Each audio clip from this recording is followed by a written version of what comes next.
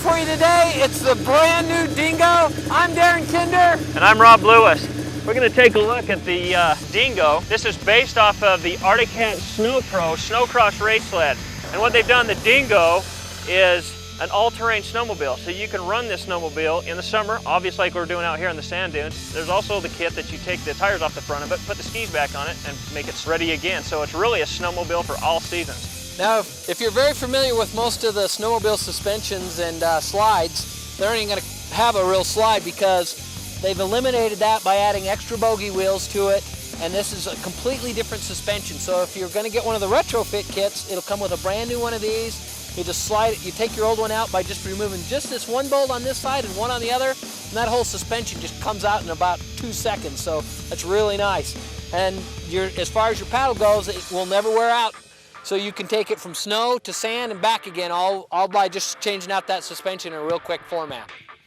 Okay, so what you get in the kit is you get the top and the bottom control arms, and then it comes complete with disc brakes. So on the inside of the wheels, you have disc brakes. Now, the braking in off-road conditions, or all-terrain conditions, let's call it, most of the braking is in the front end. You do about 70% of your braking up there as opposed to what you typically do on a snowmobile with it all back braking. So that changes a little bit, and they've done a great job with putting very nice disc brakes on that. Also, a snowmobile is going to be approximately 50 pounds heavier than an ATV will, so they've really made this thing heavy duty, and they've gone with 12mm ball joints rather than 10mm ball joints, so they're very heavy duty. Also, you can see the high-tech, very nice shock absorbers on the front of this. They are triple rate springs on here, and again, we're talking about all-terrain application. So with all-terrain application, you want a lot of travel, you want very high-end shocks. It's got 10 inches of wheel travel up front.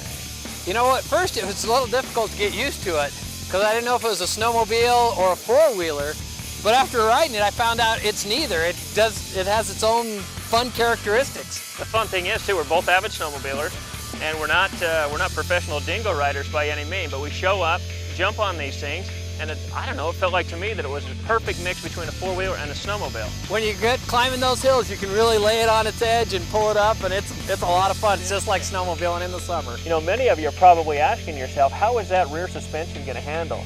And prior to coming to where we're at right now, I spent a lot of time in the really aggressive whoop bumps. And you know, the back suspension sucks it up just like it does on a quad. The front suspension, there's no feedback in the steering. You can keep the throttle pinned. You just dance the front end through. If you want to check out one of these machines, you can go down to Advanced RV in West Valley.